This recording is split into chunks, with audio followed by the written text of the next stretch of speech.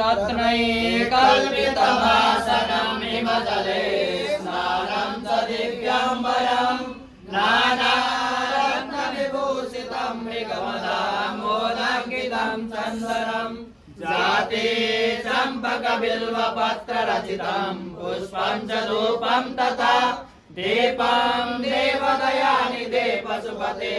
कल्पितं गृह्यताम् सौवर्णेन नवरत्नकण्डरचिते पात्रे घृतं पायसं भक्ष्यं पञ्चविधं पयोदधियुतं ब्रह्माफलं पानकं शाकानामयुतं जलं रुचिकरं कर्पूरकण्डोज्ज्वलं ताम्बूलं मनसा मया विरचितं भक्त्या प्रभो स्वीकुरु छात्रां चामरयोर्युगं व्यजनकं चादर्शकं निर्मलं वीणाभैर्मृदङ्गकालकलागीतं च नित्यं तथा साष्टाङ्गं प्रणतिस्तुतिर्बहुविधा एतत्समस्तं मया सङ्कल्पेन समर्पितं तव विभो पूजागृहाण प्रभो